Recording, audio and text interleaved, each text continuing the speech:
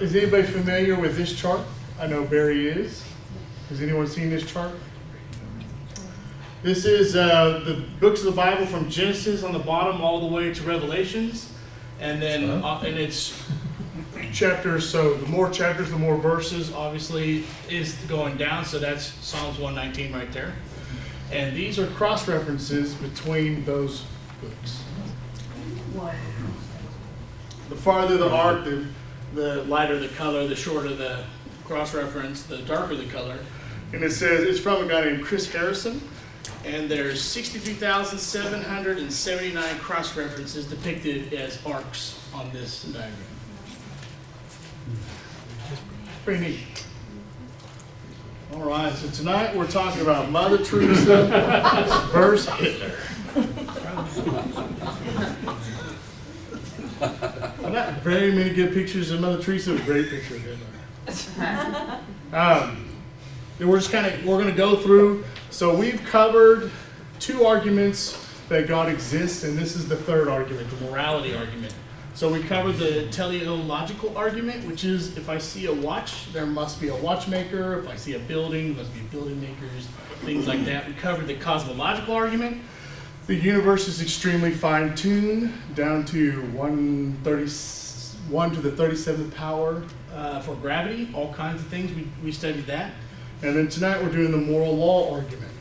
So every law has a lawgiver. We know Congress, whether they get it right or wrong, they still make laws. There is a moral law, because there's debate, there is not. And therefore, because there is a moral law, there has to be a moral law giver. All right. Would you say it is human nature to help people? Someone said no, or yes? Yeah. Yes, no, right, yes. Most people would say it's a human nature to help people. Why is that? Because we want someone to help us. Mm-hmm. Yeah, So deep down inside, think it's the right thing to do. right. So how do we know right from wrong if it's not written on our heart by something higher than us, right? If we don't have a higher standard that everyone lives by everywhere, no matter what, then why do people help people who are atheists? They will help people too. We'll get into all of that. Is helping people a universal obligation, or is it true for you and not for me? Interesting statement, right? Like I said, religious or not, wealthy or not, most people feel a need to help others. And matter of fact, if you do networking, or if you own a business, or you go through all this stuff, they always preach, as God blesses you, bless others. And half of them don't believe in the Bible. Half of them don't believe in God, but they always preach. If you are doing well, bless others, help them out. Well, it's something that's innate within us as far as human beings. Whether a person acknowledges or realizes that they were created by God, we are still all human beings. We have that innate ability, that instinct within us. Right, and that's what we're proving tonight. So to what end should we help people? Should we help people financially? Should we help people emotionally? Should we help people physically? Should we help people spiritually? We can do all of those. We could do one of those. But there's no standard that says you only have to do one. Or no standard that says you can't do one, I should say.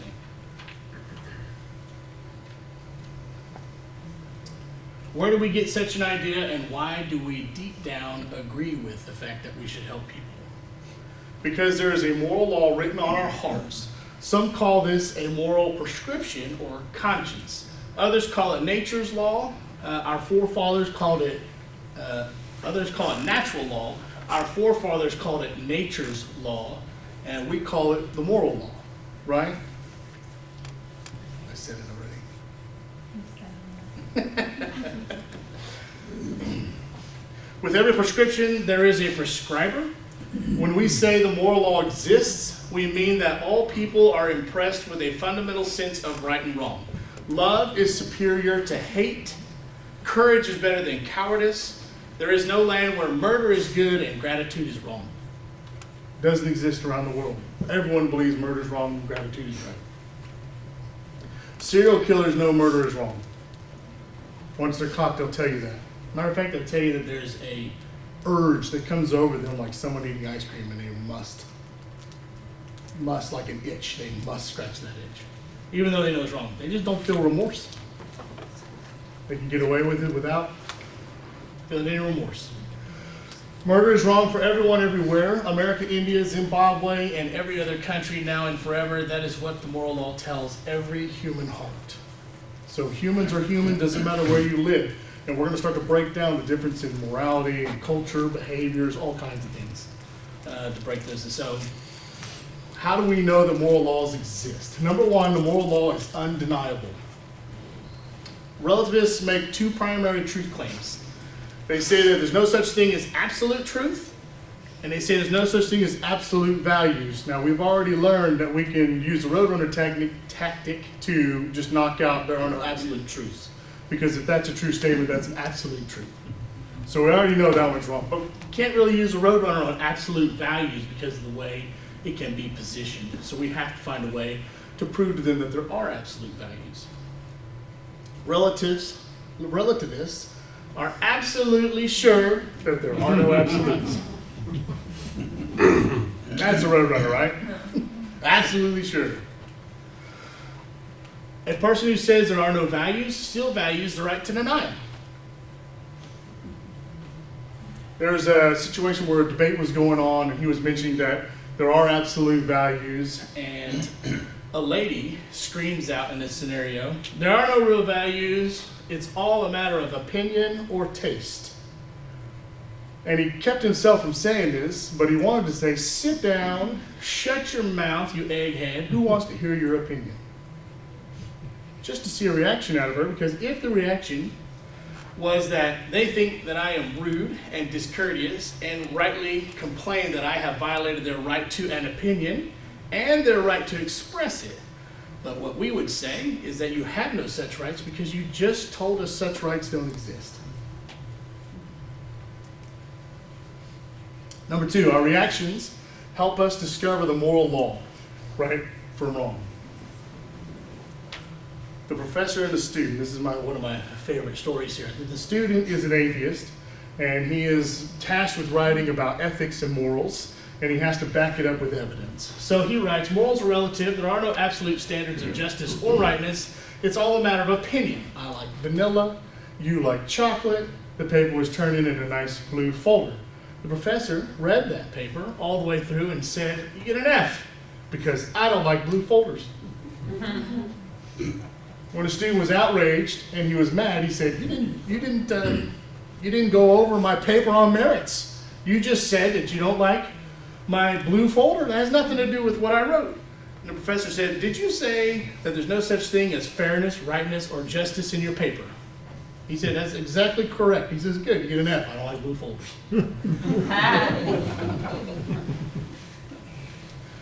But when the student realized that he was in an injustice, right? Because he was in the injustice of not getting the right, correct paper that he believed, he realized that there is justice because he can recognize injustice.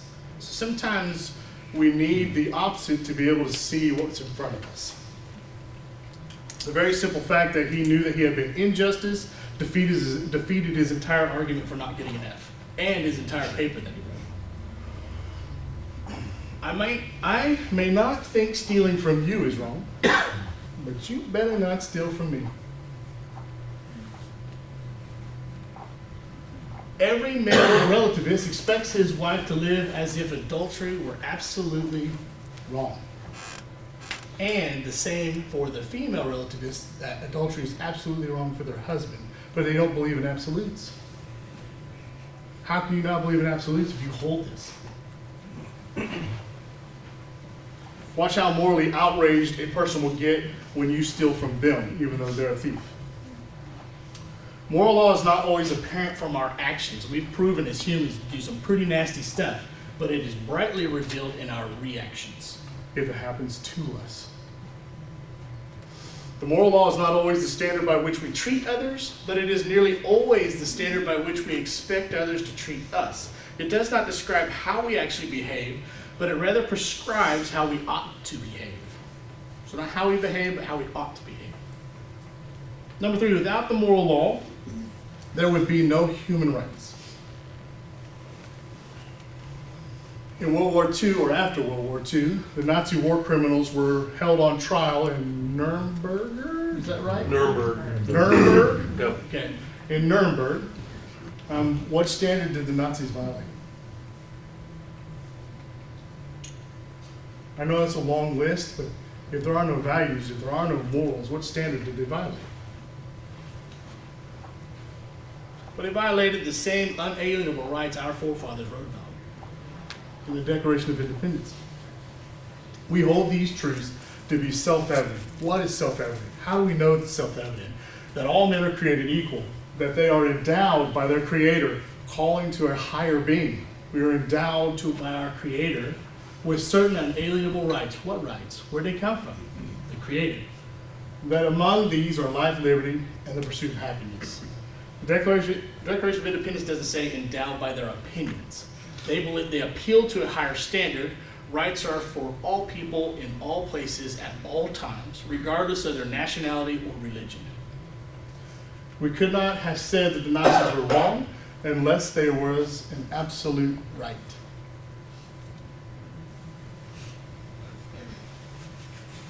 Without moral laws, number 4, we couldn't know justice or injustice. The most popular argument against the existence of God is the presence and persistence of evil in the world. So why would a loving God allow evil to happen? Why would a loving God allow there to be evil people in the world? Why would he allow a child to be raped? Why would he allow a child to be murdered? Why would he allow anything like that? There must not be a God, because if there was a God, he wouldn't allow that to happen. That is by far the most present and persistent argument. C.S. Lewis was an atheist. I don't know if you've read Screw Tape Letters, or not, but C.S. Lewis in the beginning was an atheist. And what he said was all injustice that he could see, read, or notice confirmed that atheism was real because it proved evil was in the world. It wasn't until he asked himself, how do I know that it's an injustice? And that actually started his journey to becoming a Christian, because he flat out asked himself, how do I know that this is wrong or that these are injustices? We can't know what is evil without knowing what is good, but you can't know what is good without knowing there is an unchanging standard, good outside of yourself. We are human. We make mistakes. So how do we know there's this unchanging good outside of us? But there is. Jewish atheists are fun to debate because there has never been a Jewish person who believes the Holocaust was just a matter of opinion. They all believe it was an atrocity. We believe it was an atrocity. And they know it's an injustice. No one says that the meal was wonderful and also says the Holocaust was wonderful. There's a difference in the taste of food and the taste for evil. Two different things. Before you move on from that one, atheists, one of their favorite arguments, I suppose you would say, is that it is more logical to believe that there is no God than to try and explain how evil and God, or a supreme being, exist at the same time. It's just more logical to say there is no God than to try to say that evil and God both exist. Number 5, without the moral law, there would be no way to measure moral differences. No moral law, no differences in behavior of Mother Teresa and that of Hitler. Statements like murder is wrong, racism is wrong. By the way, we're going to hit some pretty hard topics, right, just to prove this, right? But statements like murder is wrong, racism is wrong, or you shouldn't abuse children have no objective meaning without a moral law. Without a higher being telling us what is good. To believe in moral relativism, there would be no difference in freedom or slavery, equality, racism, care, abuse, love, hate, or life over murder. There would be no way to tell the difference. if moral relativism is false, then an objective moral law exists. If an objective moral law exists, there must be a lawgiver. Without the moral law, you couldn't know what is right or wrong. All right, Alan Dershowitz, agnostic, if you remember, an agnostic is someone who doesn't know if there is a God or is not a God. They just don't know, is what they deal with. He likes to live in the world where we know what evil is, we've seen it. We've seen the Holocaust and we've seen the Crusades, we've read about them, I should say. So we know what evil is. And he'll scream at his audience and tell them that, I don't know what's right, I only know what's wrong. Anybody want to take a stab why that statement's wrong? You know it's arguing, you don't. Maybe. How do you know 2 plus 2 doesn't equal 5? Unless you know 2 plus 2 equals 4. You can't. You can say, I don't know. But if you know it's wrong, then you know what is right. Without a moral law, no one can justify any moral position. It's all just opinion. Dershowitz also said that not only did he not know what was right, that his audience, that when he gave presentations, they didn't know what was right. There was no way they could know what was right. That's his stance on that. Yeah. Number 7, without the moral law, there's no moral grounds for political or social dissent. By the way, we're going to dispel Dershowitz, but there are no moral grounds for political or social dissent. Let's talk about Hollywood and political figures.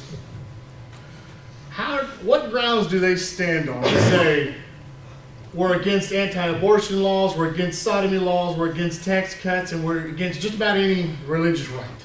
What grounds do they stand on if they're atheists and don't believe in a moral higher being? Where do they get their sense of direction? They know something's been written on them, right? But how? They just stand on their platform and spew, right?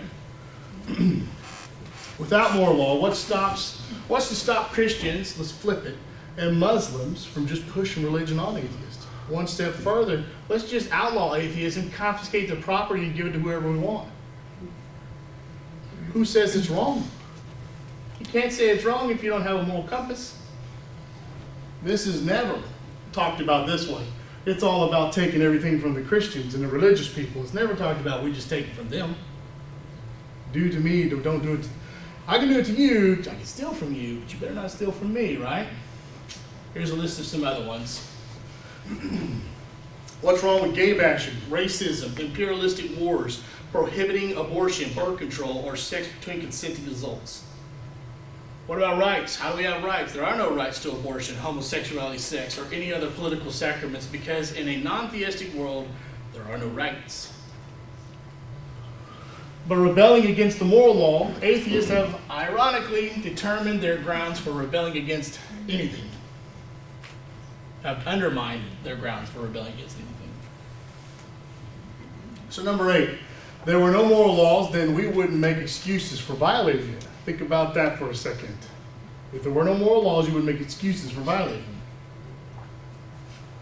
The number 1 virtue of our immoral culture, anyone want to take a stab at it?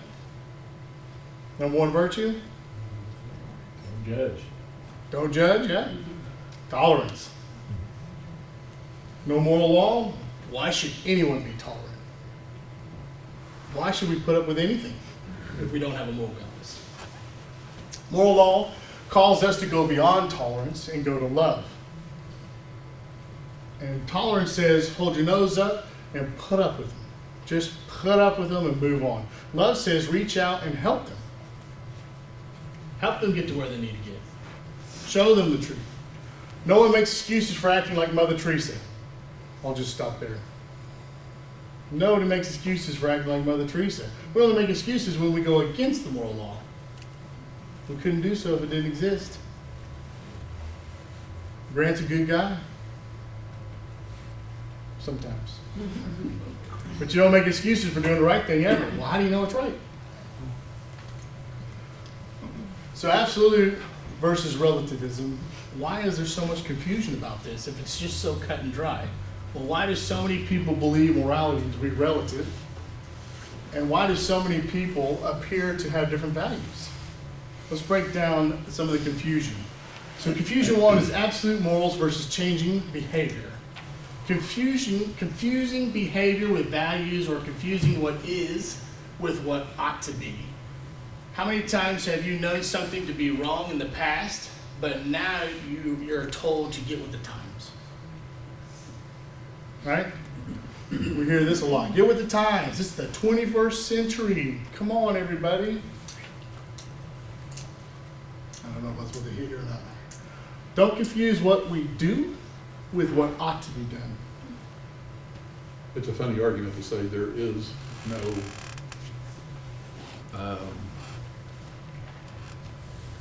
moral law because people don't obey moral laws.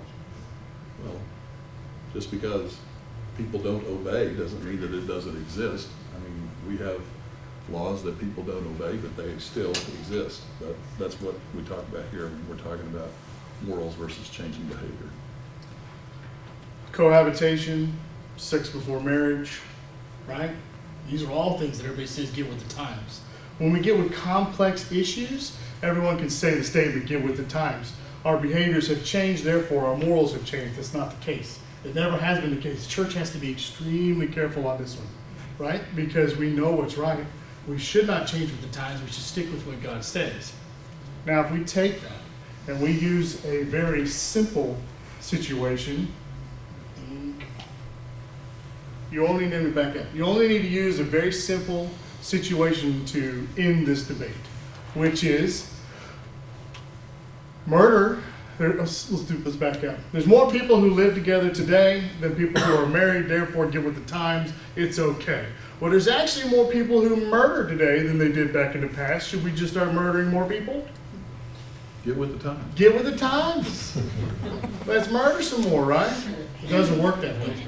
It's really easy to dispel, but only we don't want to talk about what we're doing. We only want to talk about the evil stuff. So everyone disobeys the moral law. We all have sinned and fallen short of the glory of God. From white lies to murder, that doesn't mean there is an unchanging moral law. It just means we violate it. And that's important. We sin. Everyone sins, right?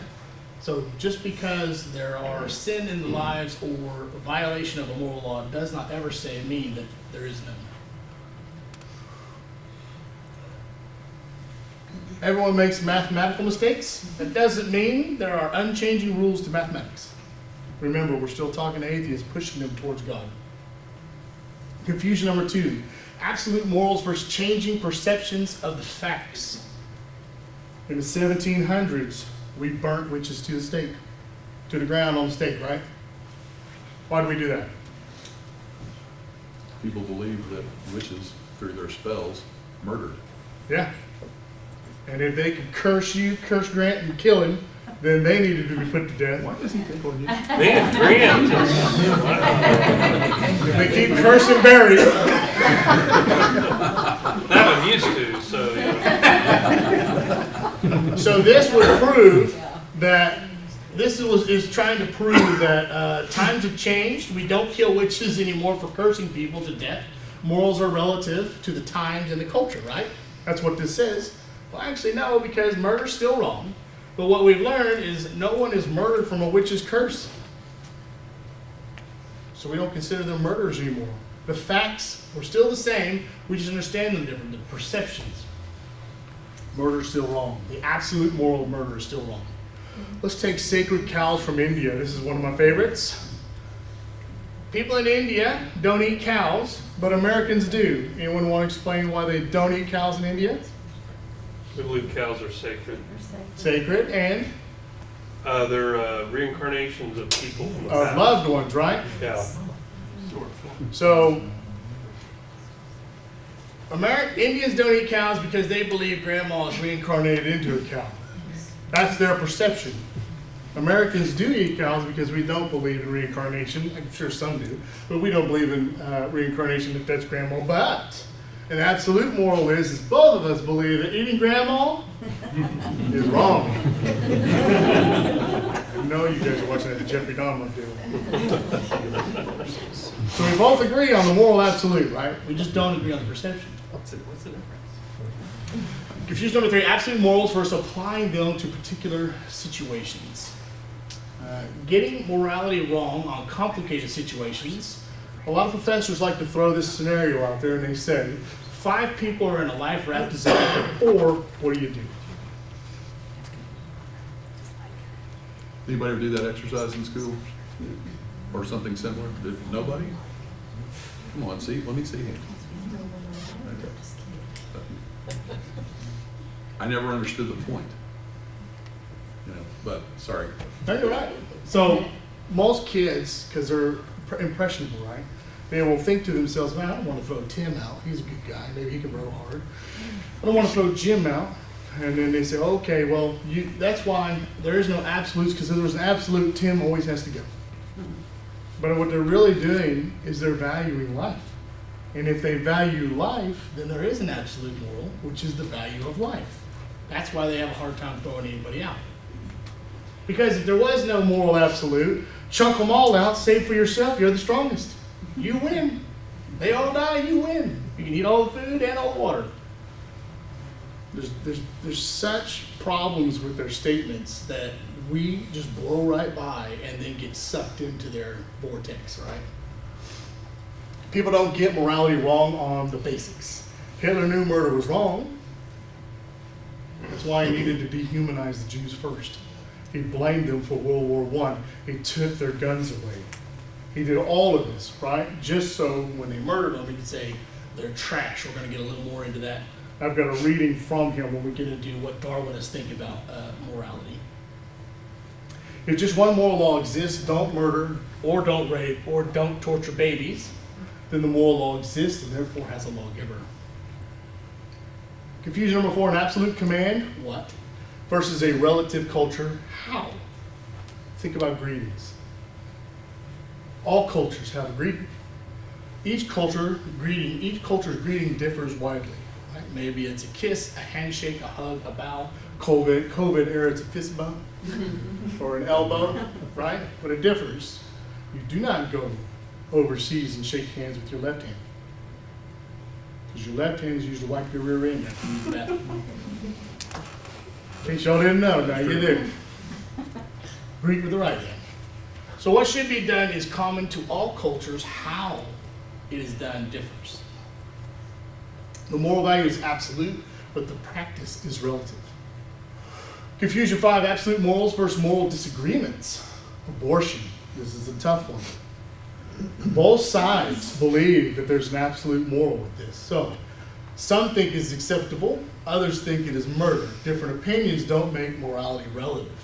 Both sides defend what they believe to be an absolute moral value. It's a chicken and the egg situation. Does the woman have the right to choose for her body, being the chicken, or does the baby have the right to be lived because it's the egg? Either way, they both stand and they both have convicting arguments, okay? Women's right to control her own body or the life of that child. The controversy is over which value takes precedence. Which one gets to go first? That's what the argument is about. Ronald Reagan made this statement, which I think is incredible. Some of you all might remember it. I've noticed all those in favor of abortion are already born.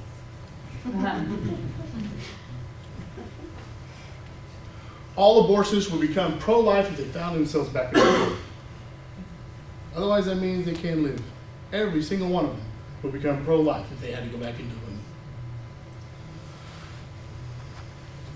Disagreements exist because people suppress the moral law to justify what they want to do. It's what I want versus what I should do.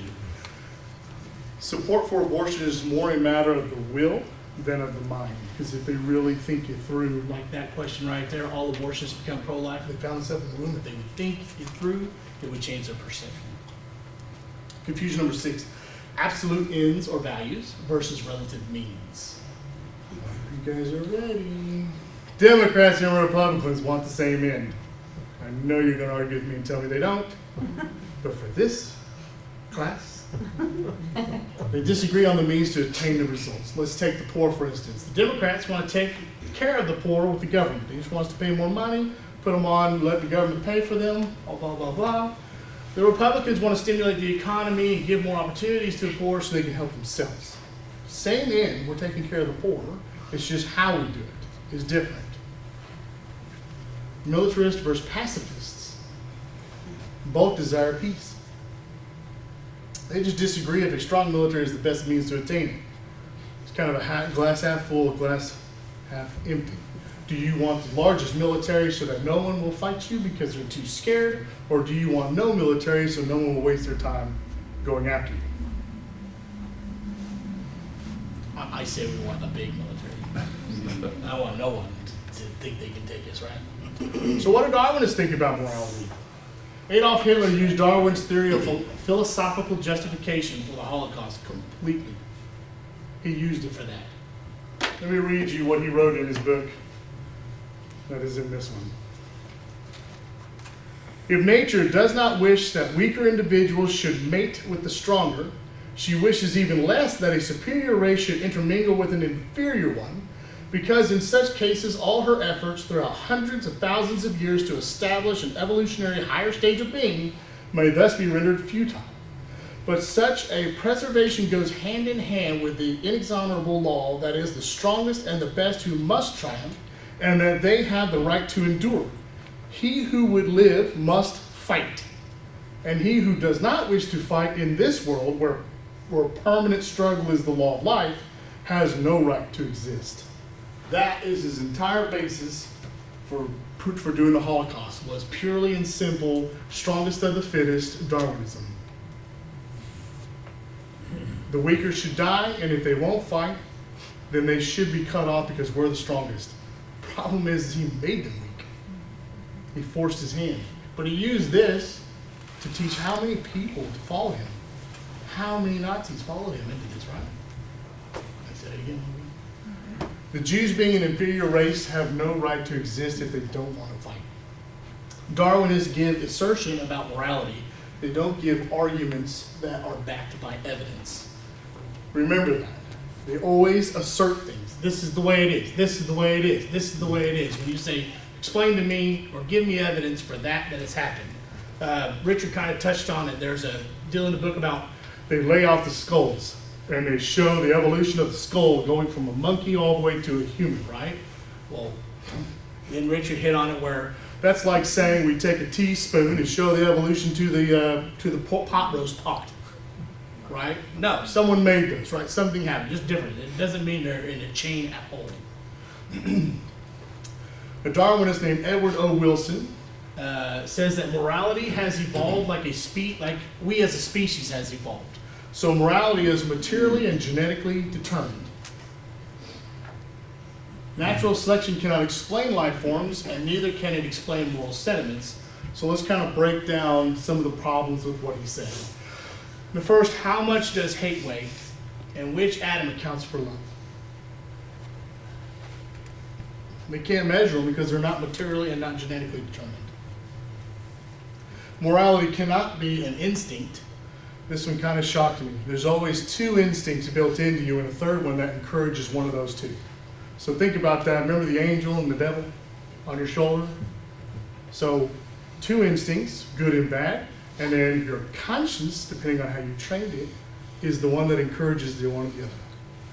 There's always three instincts happening to you at all times. Society cannot dictate morals through cooperative means to help each other survive. If society collectively worked together to learn how to survive, how do they explain knowingly engaging in self-destructive behavior, like taking drugs, drinking, smoking, suicide? Or even on the positive side, where you're willing to sacrifice yourself for your country, or a parent willing to sacrifice themselves for a child. You can't distinguish that if society has just taught us how to survive.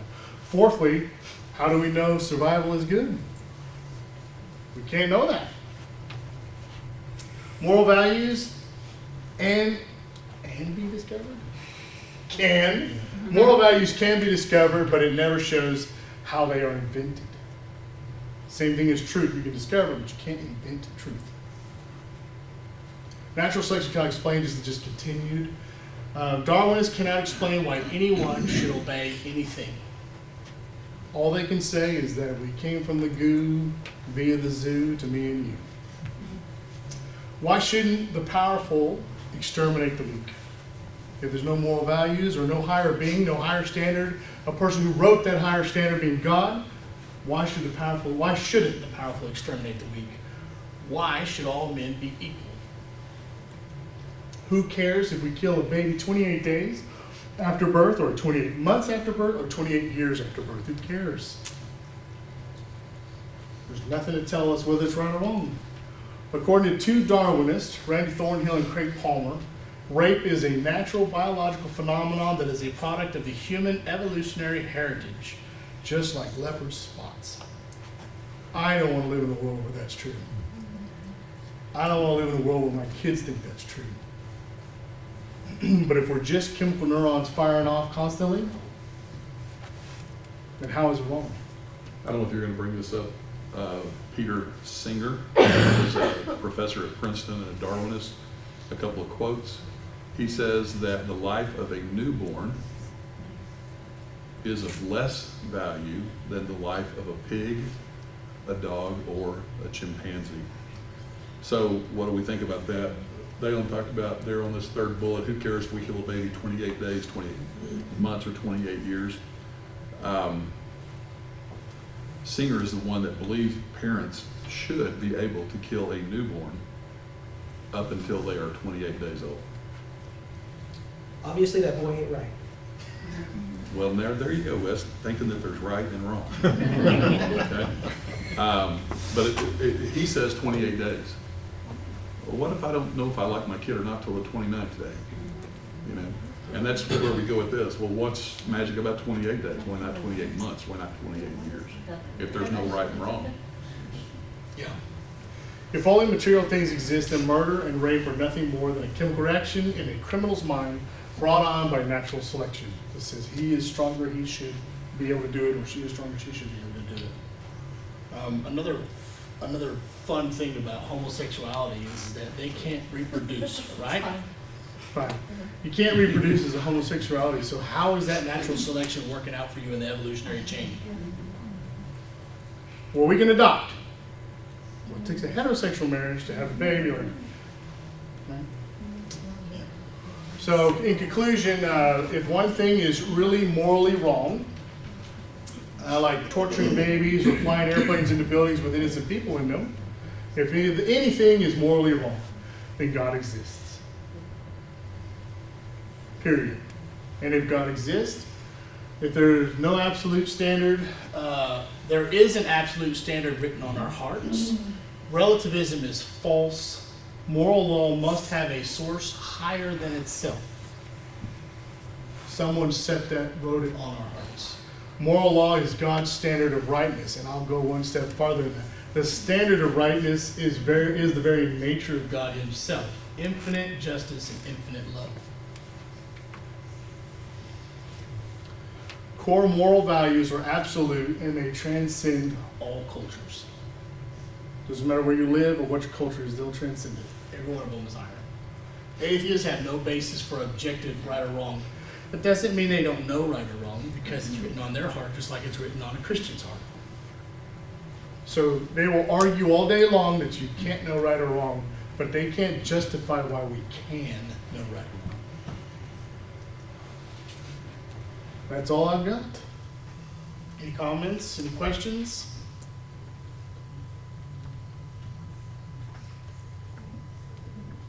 Right. You see where we're headed? Now we're headed into God. Now we're headed into talking about, and we've backed it up with science, we've backed it up with everything that we've got, and now we're headed into, there's something out there that's higher than us. You can't deny it. There are absolute truths, there are absolute values, there are absolute rights, there are absolute wrongs. Yes. Is there a statistic of how many atheists maybe there are in America? In America? Yeah. I don't know, but I would say that we are We'll one just of Google that right up. we are one of we are least. One thing that Europe is high. Australia, where's Dale? Australia, New Zealand, they're massive high atheists. the one thing that is concerning about that is that church attendance worldwide is falling, Yeah. especially in America. In the UK, we've known about it for a while. Secularism is very strong. Well, America is getting that way.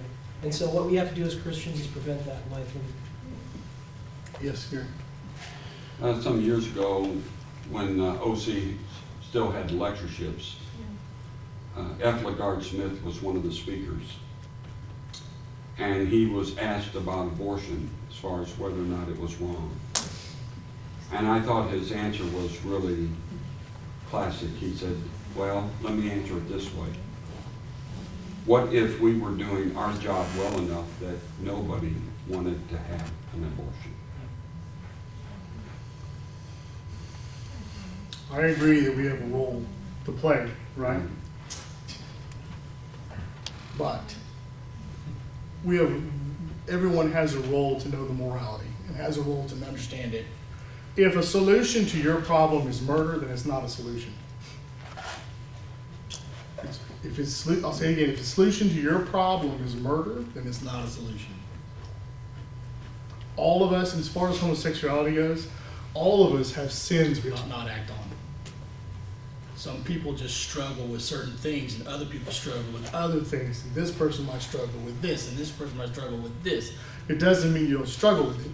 It means we all have sin that we ought not pursue and ought not act on, right? So Wikipedia, and you know if it's there, it's true, right? According to the Pew Research Center, this is a Wikipedia article from 2014, a survey they did. 56 million Americans, 17% of our population, answered no to the question, do you believe in God? However, only about 9.5 million, or 3.1% of our total population, describe themselves as atheists. I think back to the point back here, we need to stop that number, and I think we need to be talking to our kids more about this stuff, because these are the issues that they now teach in elementary school. In California, the rate of transgender and all of that has gone up so rapidly that they expect by the year 2050, everyone will be gay. Everyone will be one. Will be gay. In California? In California, but that's the question. What are they doing in California versus what's happening in Oklahoma or Ohio, where it's not this difference in teaching? Well, in Oregon, my sister who lives in Oregon, third grade teachers are, they have a class on were you born a certain gender, but you are this other gender. They talk about it in Right. third grade. Yeah, so it's really important to start these conversations, and kids understand more than you think they do. So to have some of these conversations, and there's some really good books out there for apologetics for kids. Right, Like definitely. really, really good books. And don't forget, you're constantly inundated with evolution. You're constantly inundated that there is no God. You're constantly like, one of the biggest things for me was I'm watching Discovery Channel, which I love, and it's telling me how a dinosaur hunted its prey. And I'm thinking, how do you know how a dinosaur hunted its prey? All we have are bones. We have no eyewitnesses. We don't know anything. How do we, all of a sudden we know all this information? Well, I know they're making it up. And it's attacking us constantly. We're definitely being a lot of information made up. It's not a totally new phenomena though, because Peter in 2 Peter chapter 3, and he basically said the reason I've written both of these letters to you, right, was because mockers are going to come. And they're going to come with their mocking, following after their own lusts. And then in verse 5 he says, and he's talking about creation, and he talks about the flood, that they deny it. And he says that for when they do maintain this, it's because they become willfully ignorant. Why? All the way back up to the first thing, because of their own lust. They don't want there to be a God, because if there's a God, then I can be judged. And that's what it really boils down to. And it doesn't matter whether it's evolution, creation, moral law. I mean, it really boils down to exactly the same thing, I think. And I think the scripture points that out.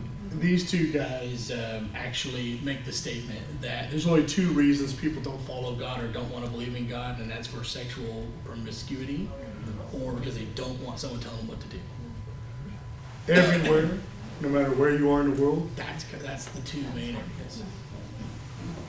Romans chapter 1 is considered the darkest page in human history where it says 3 times God gave them up.